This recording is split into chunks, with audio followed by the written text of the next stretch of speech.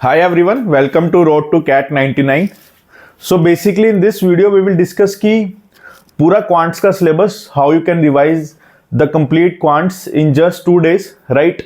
So basically now you hardly have around 6 days to the cat. Today is the Monday and your cat is on the upcoming Sunday, right? So basically तुम्हें ऐसा क्या करना चाहिए कि आप पूरी एक कंप्लीट क्वांट्स को रिवाइज कर लो. एंड क्वांट्स को रिवाइज करना इसलिए इंपॉर्टेंट है बिकॉज डायरेक्ट क्वेश्चंस भी आ सकते हैं and somewhere you will also require some usages of formulas, है ना, या फिर कुछ कंसेप्चुअल नॉलेज. तो बेसिकली हम पार्ट्स में डिवाइड करेंगे and we will talk about 2 types of students. एक तो जो सेल्फ प्रिपरेशन कर रहे हैं, राइट, और एक है जो अपनी कोई कोचिंग में रजिस्टर्ड है एंड वहां से अपनी प्रिपरेशन को कर रहे हैं, right. So it hardly matters कि आप सेल्फ प्रेप कर रहे हो या कोचिंग से प्रेप कर रहे हो. द पॉइंट इज कि जो आपका रिवीजन का मेथोडोलॉजी है वो आपका अक्रॉस ऑल द सोर्सेज या अक्रॉस ऑल द टीचर्स आपका थोड़ा सेम ही रहता है, राइट. और अभी आई विल शेयर यू कि मैं कैसे रिवाइज करता था and I think it helps a lot of students, right. तो बेसिकली देखो, रिवीजन का पहले पर्पस समझो कि रिवीजन का पर्पस ये होता है कि हमें जो ऑलरेडी चीज आती है ना, वो बस हमें मेक श्योर करना है कि हम उसको भूल नहीं रहे, राइट. कई बार क्या होता है ना, स्टूडेंट आगा दौड़ पीछा छोड़ करते रहते हैं, राइट. वो आगे दौड़ते रहते हैं और जो पीछे उन्होंने कवर किया उसको भूलते जाते हैं, छोड़ते जाते हैं, राइट. और कई स्टूडेंट्स के दिमाग में एक गलत फहमी होती है कि यार वो जितने ज्यादा क्वेश्चंस को कवर करेंगे, जितने ज्यादा कॉन्सेप्ट्स को कवर करेंगे, जितने ज्यादा वो फॉर्मूलाज को रटेंगे, उतना उनको बेनिफिट होगा. बट बिलीव मी, अगर ऐसा होता है ना तो आपने आई थिंक ऑब्वियसली ट्राई किया होगा और आप देख भी पा रहे होगे कि मॉक्स में इतना बेनिफिट नहीं होता है ना. मॉक्स में आपका स्कोर है जो वो सिमिलर आता है, राइट. बट अभी हमें मेक श्योर ये करना है कि कैट में जब हम जाएंगे उससे पहले हमें जितना भी हमने कवर किया है, 90%, 70%, 80%, जितना भी सिलेबस हमने कवर किया है, जितने भी हमने नोट्स बनाए हैं, है ना, वो हमारे हेल्पफुल हो, राइट. और उन सब नोट्स में से हमें सब कुछ आता हो, right. The first point that you need to consider is कि देखो, यूट्यूब पे there are a lot of teachers, there are a lot of content available, right.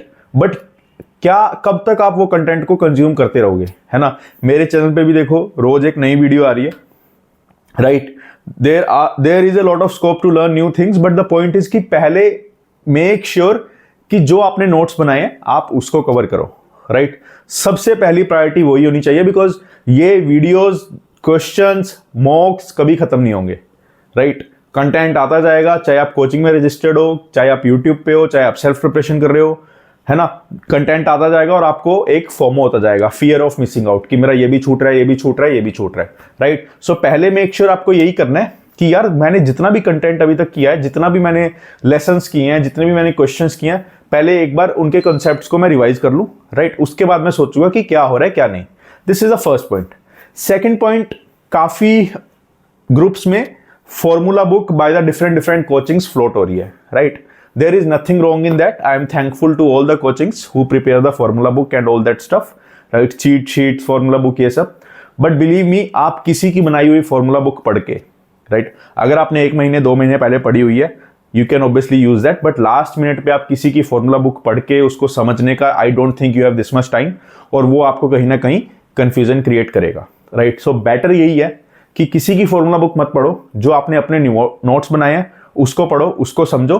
कुछ चीज समझ नहीं आ रही, go and ask your teacher, जिससे भी आप कोचिंग ले रहे हो, सेल्फ प्रिपरेशन कर रहे हो, तो ask in multiple groups, someone will reply for sure.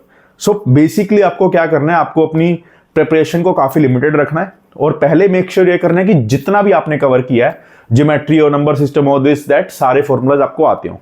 Because CAT का पेपर 22 क्वेश्चन है, there is a high chance कि एक क्वेश्चन एक टॉपिक से आएगा, राइट. अब एक टॉपिक में there are multiple concepts, right. मान लो आपके पास 99% कॉन्सेप्ट्स आपको आते हैं, 1% कॉन्सेप्ट आपको नहीं आता जो आपको पढ़ना चाहिए था, राइट. मे बी आपका टॉपिक या क्वेश्चन वहां से आ जाए, राइट. और अगर क्वेश्चन वहां से आ गया, then again it will create a lot of difficulty for you, right. Getting my point. So that is the one thing that you should obviously consider.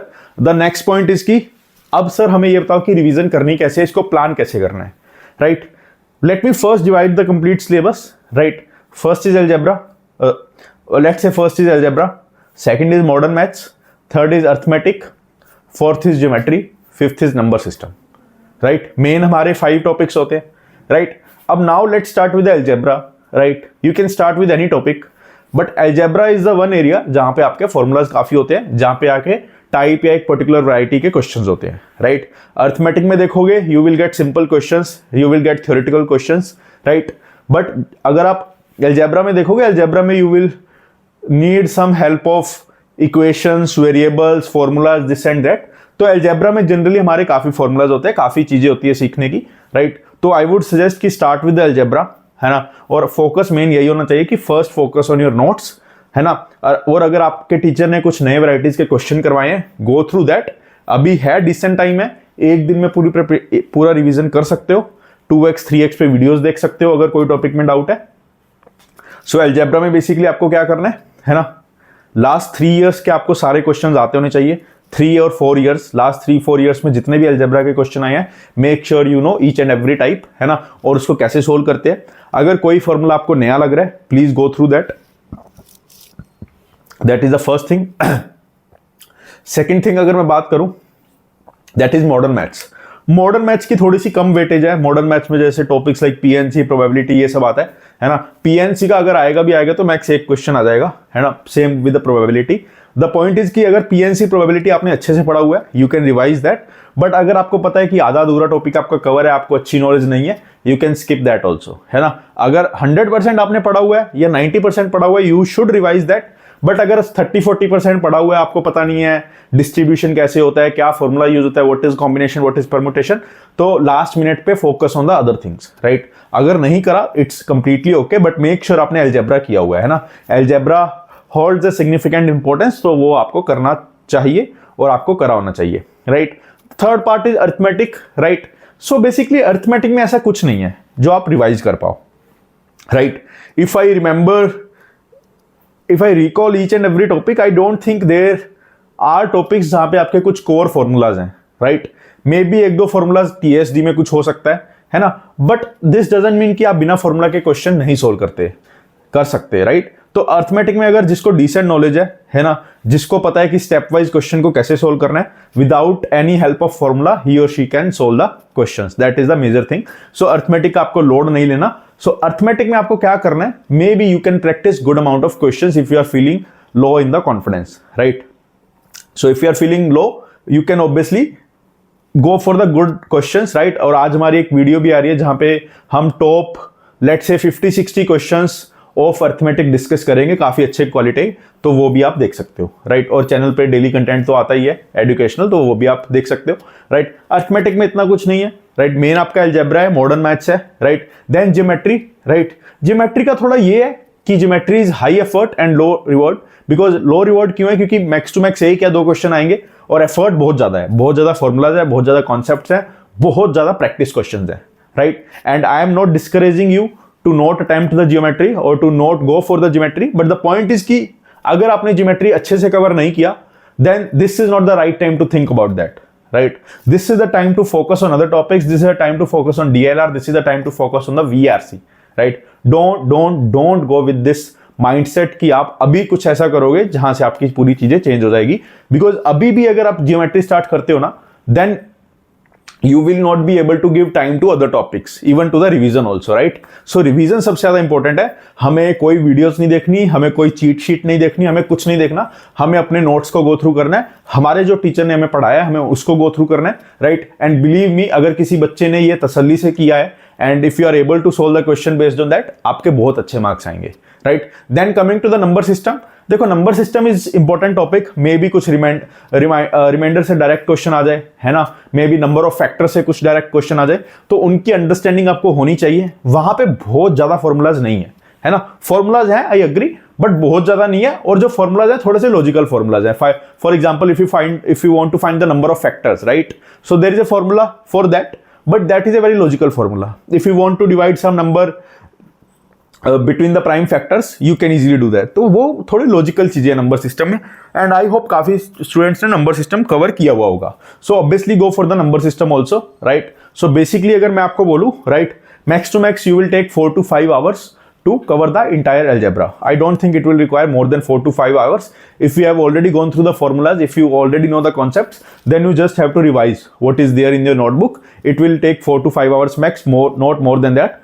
For the TNC or probability or the modern maths, right, I will again consider 4 hours, right? I think within the first 1 or 2 hours, you will be able to go through all the concepts. There are very limited concepts, but the variety of questions are in huge number, right? So वहाँ पे variety of questions ज़्यादा है ना, और different types के questions हैं. So I would say कि उसको focus करोगे तो maybe you can take 2 hours, 3 hours, 4 hours. So let's say you are taking 4 hours for the algebra, 4 hours for the modern maths. Now coming on to the arithmetic, right? Arithmetic में there are a lot of topics, right? For example, let's say if I talk about the profit and loss, simple interest, compound interest, तो वो topics में formulas भी ज्यादा नहीं है, mixer and allegations वहां पे फॉर्मुलाज भी ज्यादा नहीं है, but there are good variety of questions in all those topics. So right, so instead of focusing too much on formula, focus on good variety of questions, and maybe you can start testing yourself through the different mocks or through the different sectionals if you want to. If you are feeling good in confidence, if you have good confidence, then you can ignore that stuff and you can just have a look over some important things. For example, partnership में profit कैसे divide होता है, right? What is the meaning of salary in the partnership? All those small things. Time and work में efficiency, what is the efficiency? What is the relation between efficiency and the time ratio? But beyond that, I don't think arithmetic has a lot of things, right? ठीक है, उसके बाद arithmetic हो गया, geometry and the number system, right? When it comes to the geometry, the same case is there, right? Geometry, let's assume that geometry will take 5-6 hours, but not more than that, right? Obviously, you have to go through the formulas. The max to max you will take 1 or 2 hours for the formulas, and after that 3-4 hours can be for the question discussion, right? And the number system will hardly take any time because there are not much, I mean there are variety of questions, but I think those varieties are already covered in the different formulas. So if you just go through the formulas also, and then also you will be sorted. So number system will take 2-3 hours, not more than that. So if I add all the things, I think 15 to 20 hours it might require, 15 hours, 20 hours. You can go through the complete revision once in a day, or maybe you can distribute it across the 2 days, right? That is the point. And for the quants, let me give you one more tip. The quants is basically, the quant section of the CAT has been evolving over the years. Earlier there was a time when you can just write the formula, you can just put the values and you will get your answer. But now what is happening, they are trying to test you on different things. So basically, if you observe the CAT 2023, you will feel that every question involves multiple steps, right?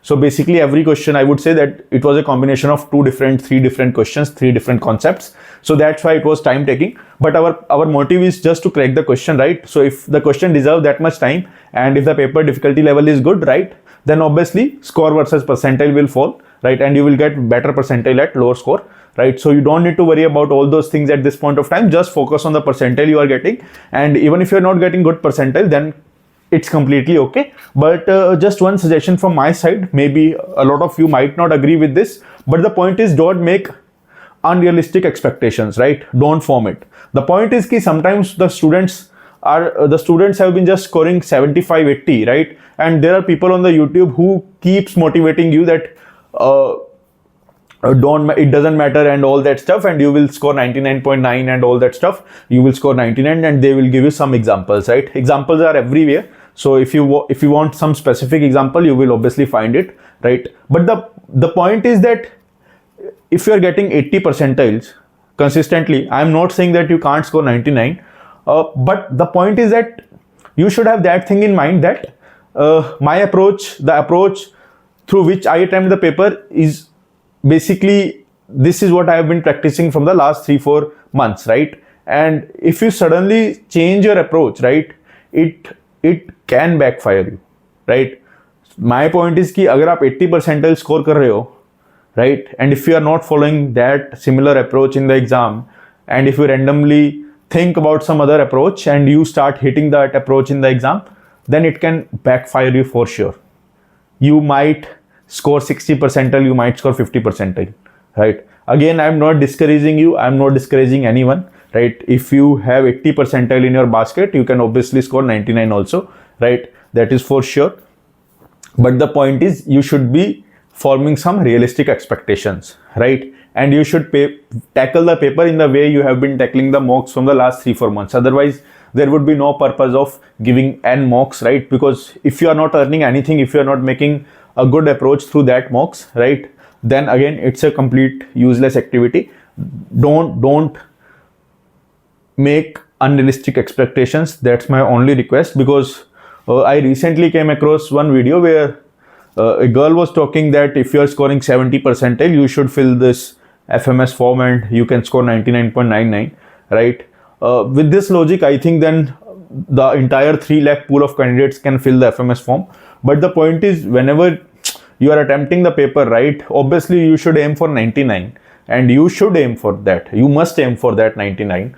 But the point is, when the paper is in front of you, right, so the only motive is to not think about your percentile, right? The only aim of yours should be to target the easy questions first and target the moderate or the difficult questions later. That's it. उसके बाद paper जैसा होगा जैसा नहीं होगा, result will tell you, no one will tell you, right? But the point is, my only request is just be little mature, right? And don't fall into the traps, right? Because एक बार you will come across such videos, right? Maybe the person who is making that video will not think anything about you, about your percentile, right? And you will not be able to contact with him or her at later stage. But शायद वो कहीं ना कहीं आपको बहुत ज़्यादा impact कर पाएगा, right? So if those type of things are positively impacting you, then it's good to go. But if those type of things are not positively impacting you, I would request you to please refrain, please avoid all these things in the last 5 days and just focus on yourself, right? If you are a 70 percentiler, if you are 80 percentiler, for sure you can achieve, you can hit the 99 percentile. But जो 99 percentile आते हैं वो बातों से नहीं आते, right? You have to literally do good things in the exam, right? ऐसा नहीं है कि you are just thinking, everyone is thinking, right? Everyone wants 99 percentile, but वो सिर्फ सोचने से नहीं आएंगे, right? You should apply some good strategy, you should pick some good questions, you should solve some good questions, you should increase your attempt, you should increase your accuracy. All these things, simple math, right? Plus minus work करता है, right? So plus minus, अगर plus वाले ज्यादा हुए minus वाले कम हुए, obviously you will get higher score. That's it for today. Thank you and have a very happy day.